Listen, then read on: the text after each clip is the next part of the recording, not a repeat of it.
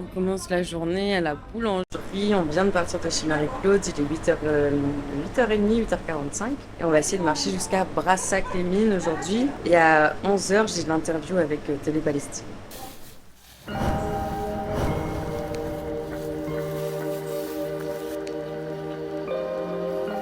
Ok, c'est parti pour l'interview avec Loïc. Ok, c'est bon, c'est lancé, ça marche. J'ai appris que tu étais comédienne, c'est exact? Oui, Comédienne de 27 ans? 28 aujourd'hui. Ah, c'est vrai, mince, bon anniversaire. C'est vrai, Merci. Tu me l'avais dit, bon anniversaire. Merci beaucoup. Recording in progress. Ok. Alors, Fanny, est-ce que tu peux nous expliquer comment tu es venue à t'intéresser au sujet du conflit entre Israël et la Palestine? C'est venu à moi puisque mon père était très intéressé par ce sujet déjà quand j'étais adolescente. Et donc, comme j'avais aussi cet intérêt pour la géopolitique ou plutôt pour la compréhension des êtres humains, du monde dans lequel je vivais, en fait, je lui ai posé beaucoup de questions et il se trouve qu'à ce moment-là, je l'étudiais aussi à l'école. Donc, et en fait, moi, jeune, j'étais très révoltée par l'injustice. J'avais dû voir des documentaires qui montraient des jeunes gens dans des situations précaires qui m'avaient semblé terribles. Et donc, j'étais comme ça vraiment en questionnement sur quel monde on a choisi, dans quel monde on a choisi de vivre. Et donc voilà. Et donc avec mon papa, on a eu l'occasion, enfin il a eu l'occasion, mais il y a 10 ans, de m'expliquer ce qui se passait à l'époque.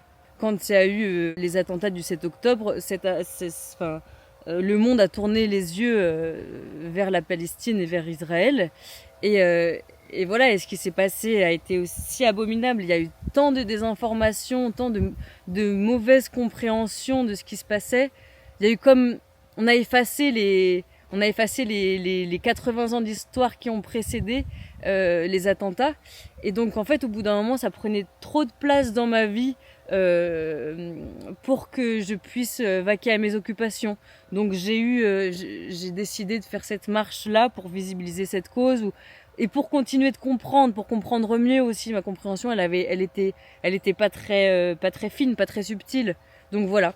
Et donc cette marche, est-ce que tu peux nous expliquer quel est son objectif et comment est-ce qu'elle se déroule au niveau pratique? Bien sûr, y a un objectif un peu multiple à la marche. Tout d'abord, c'est de visibiliser la cause palestinienne, puisque tout pendant que ce peuple n'est pas en sécurité et n'a pas accès à une vie qualitative et qui va dans le giron des droits internationaux, on peut pas. Enfin, je pense qu'il faut continuer à faire pression. Donc elle a aussi, je pense, une démarche de faire pression sur le gouvernement, ou en tout cas simplement d'exprimer mon désaccord par rapport aux choix qui sont faits actuellement, qui sont de mettre aucune sanction à Israël et de faire comme si de rien n'était, et de mettre sur un pied d'égalité les actes terroristes qui ont lieu des deux côtés, mais qui n'ont pas pour moi la même échelle.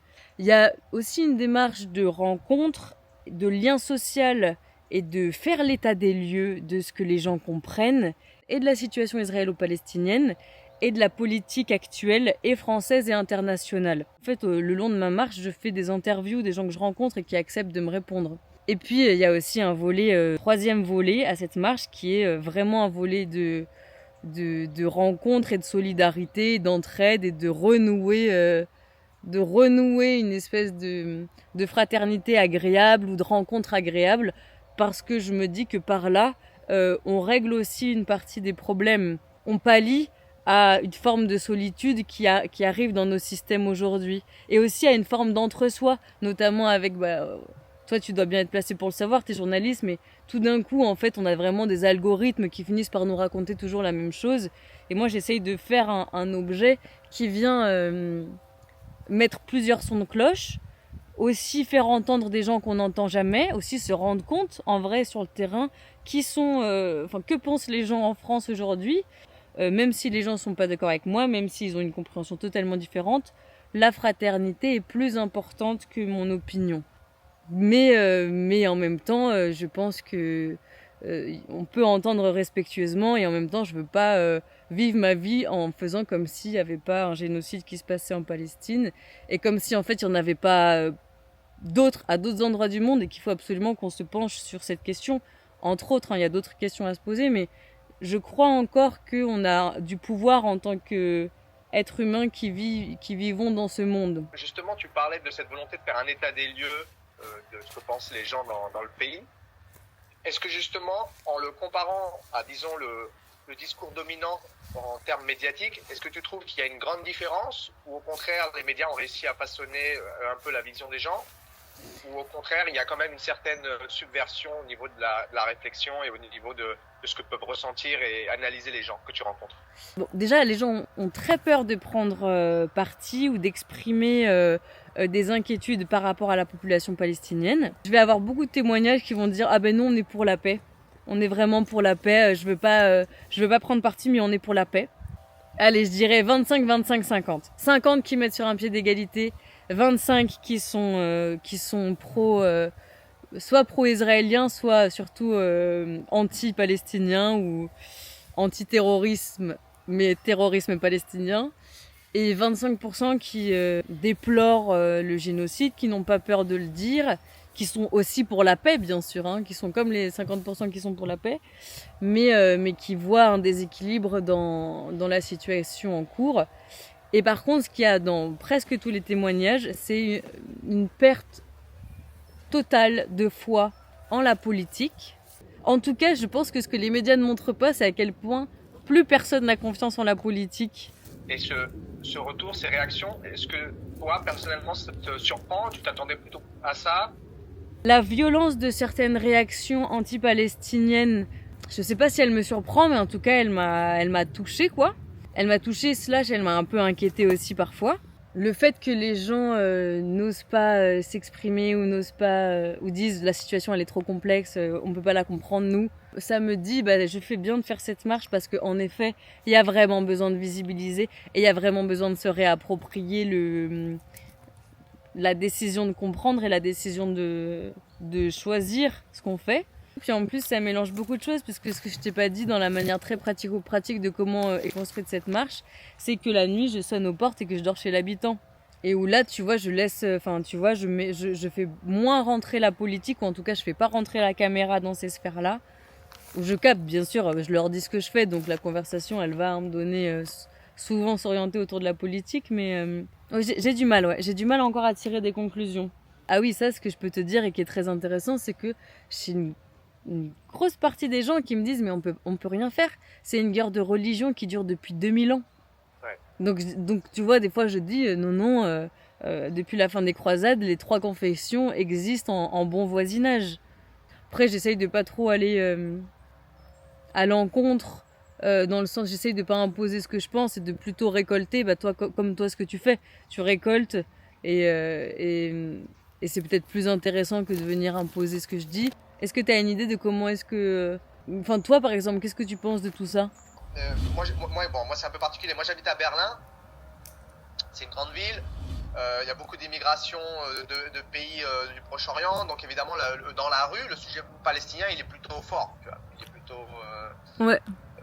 Les gens, la rue est plutôt pro-palestinienne à Berlin. Là où c'est intéressant aussi, ce que tu dis, c'est que je comprends qu'il y a un manque de politisation, puisque les gens, ils confondent le conflit avec quelque chose de religieux. Toute forme de pression, et évidemment la pression politique, mais ce que je voulais te dire, c'est qu'en effet, je comprends que de toute façon, ça va. Faut pas qu'on s'attende à que la majorité des gens, tout à coup, deviennent pro-palestiniens, mais une minorité agissante de façon efficace fera le travail de pressionner les gouvernements respectifs. Tu vois. Ton travail, ce que toi, tu fais, même si vous êtes 2, en réalité, ça a plus de poids que 100 personnes qui disent rien, tu vois. Ça rayonne peu, mais ça rayonne un peu dans les endroits militants.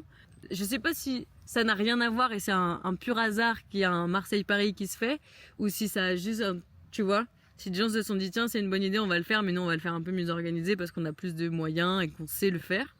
Mais en tout cas, voilà, donc il y a quand même un rayonnement qui est fait. Moi, c'est aussi du rayonnement puisque j'ai vu un jeune homme partir avec son vélo et un drapeau palestinien et qui disait je pars là-bas par les terres.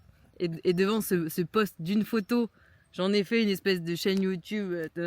Et là, ils sont en train de faire un truc encore plus grand, donc c'est en train de rayonner, c'est vrai. C'est ce que je voulais mettre justement en miroir. Il faut que la minorité agissante soit quand même suffisamment grande pour que ça fasse son effet. Tu penses qu'il y a d'autres manières qu'elle pourra prendre cette force?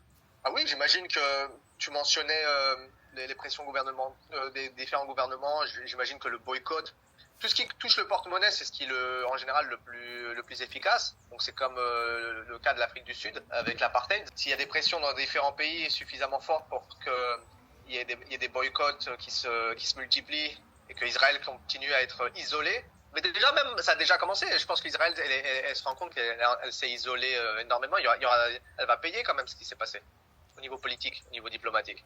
Tu vois, ça rentre dans une question de rapport de force. Faut pas s'attendre à que Israël, sur la simple réalisation morale que ce qu'elle est en train de faire est justement immoral, ne va pas s'arrêter. C'est une mécanique, ça fonctionne sur des questions de rapport de force. Et donc, il faut qu'elle se rende compte que la colonisation, en fait, ne l'avantage pas pour que ça s'arrête. En fait, mon investigation, elle me mène même sur comment est-ce que quand on fait de l'ultra-capitalisme, comment est-ce qu'on survit à... Enfin, comment est-ce qu'on empêche ce genre de choses d'arriver? Est-ce que c'est pas indissociable de nos systèmes économiques, tu vois? Oui, bien sûr, c'est parce que la colonisation, elle a un intérêt économique. C'est pour ça qu'ils le font. Mais ça et n'importe quelle guerre. C'est pour ça que je veux dire, une guerre, c'est pas une question de absurde. Il y a souvent le discours que les guerres sont absurdes ou que c'est la bêtise humaine. C'est pas vrai. En fait, les guerres, elles fonctionnent dans des logiques très simples qui sont en fait parce qu'il y a un bénéfice. Et les gouvernements ou les forces, les différentes entités entrent en conflit parce qu'il y a un bénéfice. En fait, c'est absurde quand tu redescends au niveau humain, quand tu redescends au niveau de un homme contre un homme, une femme contre une femme. Évidemment, là, on peut rentrer dans des questions d'absurdité. C'est ton voisin, c'est ton ami. Tu rentres dans des questions de haine. Mais au niveau vraiment macro, c'est pas du tout des choses absurdes. La colonisation israélienne, c'est pas quelque chose d'absurde. C'est moralement injustifiable, mais en fait, en termes de pratique, il y a un intérêt pratique économique. Comment on cesse d'avoir ce système économique? Par quoi on le remplace? Comment est-ce qu'on sort de ça, tu vois? C'est ça qui, pour l'instant, me fait réfléchir, quoi. Je te dirais, il y a énormément de gens qui bossent sur ça depuis plus de 100 ans, sur notre système capitaliste. Comment en sortir? T'as différents courants politiques qui ont fait leurs expériences, qui sont même actuellement encore en train de tenter de le dépasser. Ça, évidemment, ça c'est un travail qui demande énormément d'années et de mise en mouvement de énormément d'êtres humains. En effet, c'est la solution, c'est de le dépasser, c'est de changer ce système économique. Mais ça, le problème, c'est que c'est pas du jour au lendemain. Si je trouve une solution, je te dirais, on refera un interview. Exactement. Ça marche. Trop cool. Bon, bah alors je te dis ciao et nous on va reprendre la route. Ça marche. Ciao, ciao. Merci.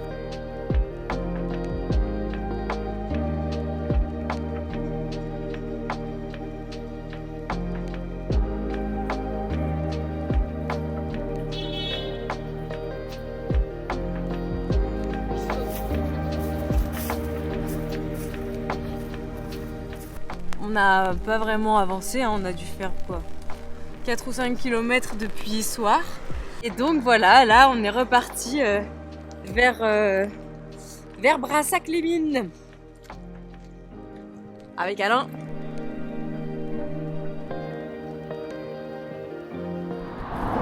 On s'est arrêté un peu longtemps avec cette histoire d'interview et on est encore à 8 km de Brassac-les-Mines. Là on est en train de faire du stop sur la route. Ah bah c'est gentil en tout cas de nous prendre en stop.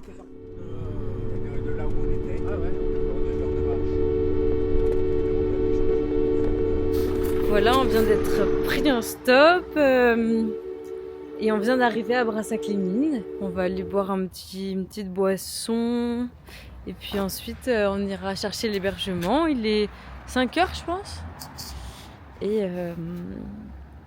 Et voilà.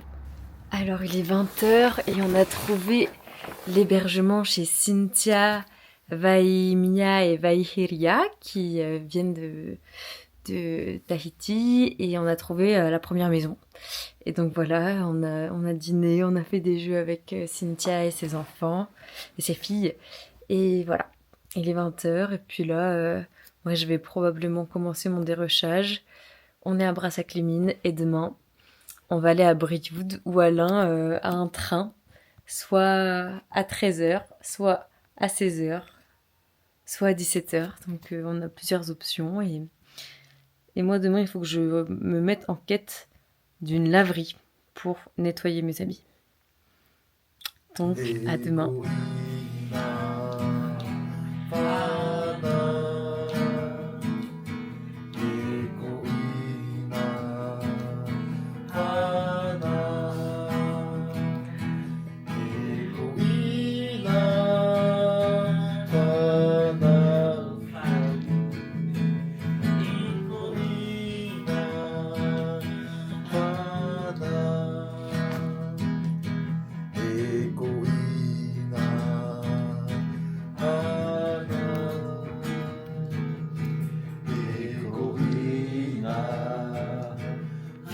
C'était Fanny, on était le 6 novembre et c'était le premier jour de mes 28 ans.